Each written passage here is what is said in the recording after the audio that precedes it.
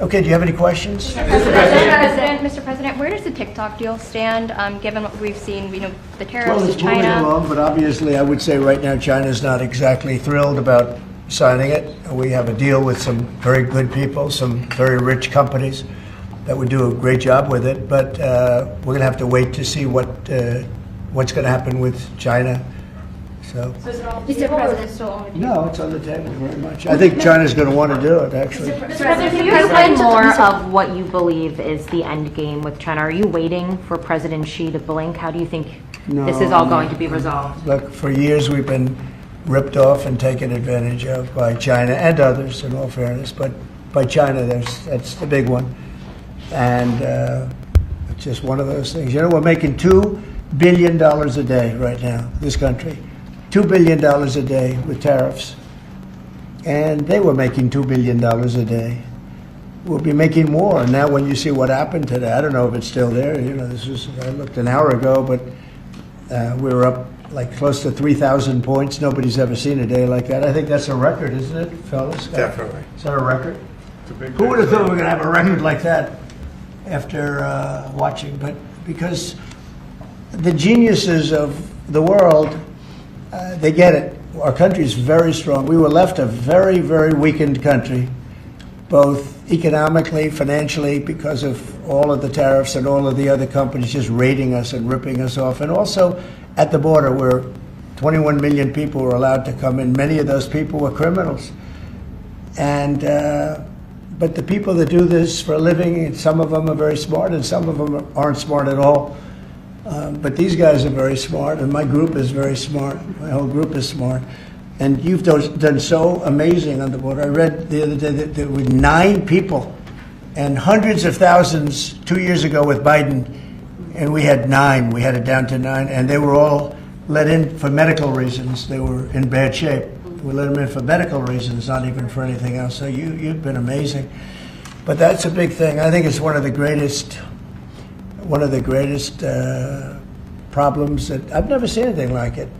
Open borders, the whole world was emptied out. Prisons from all over the world, from the Congo in Africa, from Africa to Asia, a lot in South America, but it wasn't just South America. Prisons emptied out, and I said it outside with the drivers before, but El Salvador has been amazing, that job that the president's done. He's coming to see me next week, and we look forward to that, but that's really been amazing. Yes? Mr. President, the EU also announced increases in tariffs today. Why not That's treat... bad timing for them. That's bad timing. Why not They treat said- them- They didn't put them in. No, they threatened Oh, them, I but they think picked a later date, which our expectation is it's going to be later still. Okay, good. I'm glad that they held back. Can I ask you another question? You said you were watching the If market. this was the strategy all along to bring them to the table, why did you instruct or advise, or maybe they did it on their own, some of your top aides to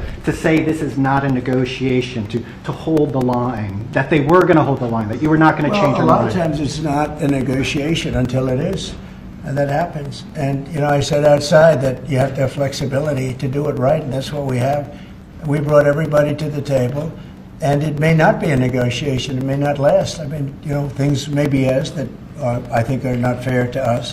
Look, we've been ripped off by essentially everybody for 35 years. This is not just a new thing.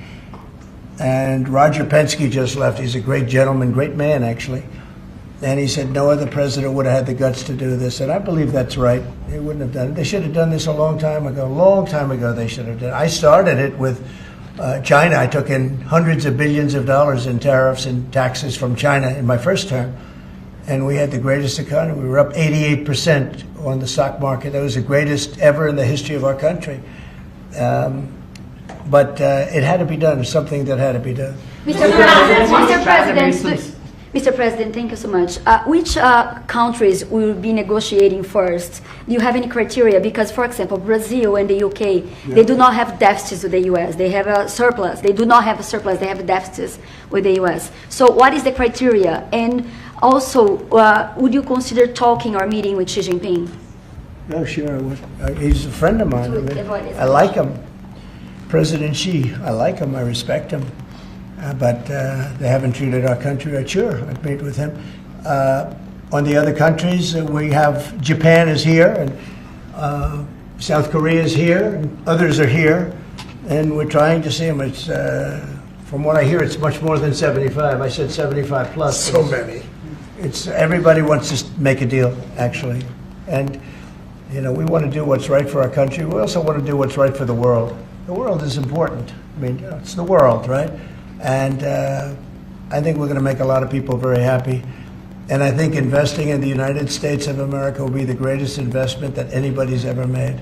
Mr. President, can we still expect to see the sectoral tariffs, so the pharmaceuticals, steel? Is that something you're still considering moving forward Yeah, with? well, I will be, because we want them coming back. We realized during COVID that we don't make our drugs and our pharmaceuticals in this country. So I realized that, and it was a big realization.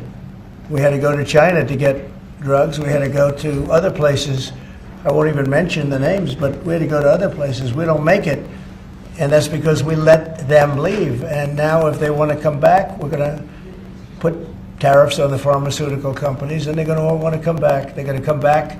I'm not going to pay them any money like Biden with the chip deal. That chip deal was horrible. They give billions and billions of dollars to chip companies. All they have is money. They have so much money. And they give billions of dollars, and they're just going to keep the money. They're not going to spend it. The only thing that's going to bring them back is you say, we have a barrier. You have to pay 50% or 100% or 200%. And if they have to pay that, they're going to say, we're not going to pay that. We're going to build here. And that's what happened. We're the biggest, most prestigious chip company in the world, spending $200 to $300 billion. Think of that, $1 billion to build essentially one massive plant. It'll be one of the largest plants in the world, and we're going to get them very quickly. We're going to get them energy. We're going to get them the electricity they need and the energy that they need, and it'll be approved by Lee Zeldin, a total professional, and it'll be approved very quickly. They'll get their zoning very quickly. They'll have everything done in a matter of months. Thank you, sir. You've procured a record amount of private sector investments since your election, $7 trillion. You talked about the importance of all that. Can you talk about how these investments will have a positive impact on families who felt like the previous economy left them behind, and why your executive orders on coal yesterday is so important given the amount of manufacturing that you're ushering back in? Good, thank you. And which is correct. We have, I would say, more than $7 trillion now, right, of investment coming in. Apple is coming in for $500 billion alone. We have other companies coming in with massive numbers. We have car companies that are coming in. No, we've never seen anything like it. Maybe in the 1940s or 50s or something, but we've never seen anything like it. They had 3 plants canceled in Mexico. Not that we want to hurt Mexico, but we're for us. And that's what my job is. It's not to take care of other countries, but I want to help other countries as much as I can, but we have to take care of America first, and it's about America first. So we have many, many companies coming in that would have never come in if we didn't win the election and then put the tariffs on. And they're coming in because when they build in the United States, there are no tariffs. You don't have to pay any tariffs. So instead of paying 30, 40, 50% or 25%, but it could go a lot higher in some of the industries. So we have steel mills right now that are raging. The steel industry was gone. If I didn't put the tariffs on steel, because China was dumping massive amounts of steel in my first term, and I put tariffs on it, I saved the steel industry, but now it's going to thrive, maybe like never before. I mean, if you go back to U.S. Steel from 90 years ago, it's incredible. It was the #1 company in the world for a long time. That's why we don't want to see it go to Japan. And we love Japan, but U.S. Steel was a very special company. We don't want it to go to Japan or any other place. So we're working with them, and I don't know if they need any money now. I'll be honest with you, they hit gold. They hit gold because if you look at it, they have such orders for steel now. It's incredible. What's going on in our country is incredible with respect to plants. So we lost 90,000 plants and factories from the beginning of NAFTA, the worst trade deal ever made in the history of this world. but certainly in the history of trade. There's never been a worse trade deal. We were able to cancel that. We had to get approval from Congress. It was like a disastrous curse because you had to go to Congress to get it terminated. You couldn't just terminate it because it was a bad deal. And you had people in Congress that didn't want to do it because they had other reasons, maybe bad reasons. They're mostly not there anymore, those people. But it's amazing what's happened. I appreciate that question because it's incredible. I don't think we've ever seen anything like it. $7 trillion, and it's much more than that because, these are places that we know. $7 trillion is unheard of. I never looked at the Biden numbers, but you could go a whole year and it was peanuts. Everybody was leaving. They weren't coming in, they were leaving, and that means jobs are leaving. And so we're not playing games. We're going to make this country greater than ever before. Thank you for that question. Mr. President, it seems that China's made some... Let her just do that. Oh, yeah, We'll get absolutely. you. Thanks. For the past few days, we've heard from this administration no pause. Was this idea of doing a pause, did that just come about this morning? Can you tell us exactly what came into consideration for you and your advisors? For a period of time, I wouldn't say this morning. Over the last few days, I've been thinking about it. I've been dealing with Scott, with Howard, with some other people that are very professional. And I think it probably came together early this morning, fairly early this morning. Just wrote it up. We didn't have the use of... we didn't have access to lawyers or anything. We just wrote it up from our hearts, right? It was written from the heart. And I think it was well written too, but it was written from the heart. It was written as something that I think was very positive for the world and for us. And we don't want to hurt countries that don't need to be hurt. And they all want to negotiate. The only problem is, you can only do so many at one time. We want to do it right. We want to get it right. We want to take care of them, but we have to take care of our country. So, but this was something certainly we've been talking about for a period of time, and we decided to pull the trigger. And we did it today, and we're happy about it. I didn't know it would have that kind of an impact, but it's, I think they have the biggest increase in the history of the stock market. That's pretty good. You're almost, if you keep going, you're going to be back to where it was 4 weeks ago. But it was a sick market 4 weeks ago, because the trade was sick. It was only a question of time. I don't blame the tariffs. I think the tariffs just sort of magnified what was happening. It was sick. Biden allowed these people to get away with murder. Biden allowed China to just take advantage of us. We had like $1 trillion deficit with China, $1 trillion deficit. So that was going to only be a matter of time. I think the tariffs brought it out faster and they magnified the problem. But I think this was a problem that existed far beyond tariffs. This was a systemic problem, and we're going to cure that problem. And maybe to a large extent we have, because we've revealed it, and we've revealed it very strongly. Yes, sir, please. Thank you, Mr. President. So it seems China's made some serious missteps here in these negotiations, and Secretary Bessent said earlier you may have goaded them into a tough position here. I'm wondering, are you in a way putting together a coalition against China in terms of trade here? No. Well, China, look, they're very capable, and I don't blame China for what happened. I blame the people sitting right at this desk, right behind this desk, or another desk. You get your choice of 7. I happen to pick the Resolute. But I blame the people sitting behind in this chair, behind this desk, for being stupid, incompetent, or not having courage. This should have been done years ago. This should have been done before Obama, in all fairness. Not only Biden, Obama. This should have been done many years ago. This started with the World Trade Organization, which was owned by China. It was owned and paid for by China. They didn't even have to do things. They considered them a nation that was undeveloped. They said they were a developing nation. Well, we're a developing nation too, if you think about it. Look at our inner cities. Look at what's happened. I think we're starting from ground zero there, right? So we're a developing nation too. No, I don't. I know it's a lot of people take heat for saying that, but I blame the people sitting at this desk more than I blame China. If China can get away with what they got away with taking hundreds of billions and trillions of dollars right out of our pocket, because our people here were stupid. They were stupid people. maybe corrupt. I don't know. I don't know how you could be that stupid. How do you get to be president and you're stupid? But they certainly weren't courageous, and they allowed this to happen. And with Japan and with many other countries that took advantage of us. I mean, we had deficits with almost every country.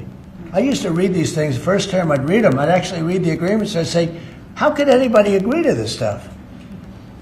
So certainly they were rough, and they were tough, and they were smart. And you can blame them, but I really blame the people that allowed them to do it, because if you could read first grade and you could read these agreements, you'd say, these are terrible deals. I actually used to say, who would allow deals like this to be made for our country? And maybe it's people that didn't care. Maybe it's people that weren't courageous. Maybe it's people that were corrupt. I don't know. But I blame those people more than I blame anybody else. Mr. President, you've been very specific in saying that you would like the EU to purchase U.S. energy. Is there something specific that you would like China to do? Well, you'll be hearing about that. Yeah, there are a lot of things I'd like China to do. Are there some examples? There are a lot of things that I want China to do, and I'll be telling China what that is. Not you, but I'll be telling China. Mr. President, on Iran, you said the other day that if they do not agree to a potential nuclear deal, that it would be very dangerous for them. What specifically Well, they did you can't mean? have a nuclear weapon. Did you mean military action, though, if they don't agree? Oh, if necessary? Absolutely, yeah. And do you have a deadline for these Yeah, talks? I do. And You're talking about with Iran? Yes. Yeah, I You're saying do. it's not Do you want debatable. something definitive this weekend, or do you see this as the start of a process? It's a start.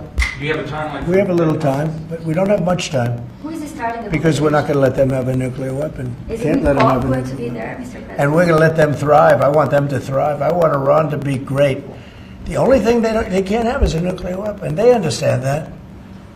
When is You know, the people are so incredible in Iran, and they're so smart. They're very smart people. But, they're in a rough situation, rough regime. But they understand, and the leaders understand.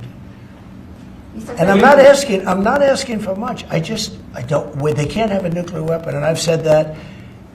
And I was a little bit surprised, because when the election was rigged, I figured they'd get the weapon, because with me they were broke. They were broke. They had no money because of the sanctions. Nobody could buy oil. We did that to Venezuela just recently, and we'll do it to other countries if we have to. When is the I want to see Russia and Ukraine make a deal. They got to make a deal. When schools get blown up and bad things happen, like I'm hearing about, it's no good. I hope we're going to make a deal with Russia and Ukraine. But with Iran, if it requires military, we're going to have military. Israel will obviously be very much involved in that. He'll be the leader of that.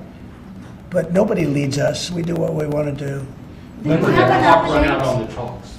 Before Say- you might, when would the talks need to conclude before you might do military? I can't really be specific, but when you start talks, you know if they're going along well or not.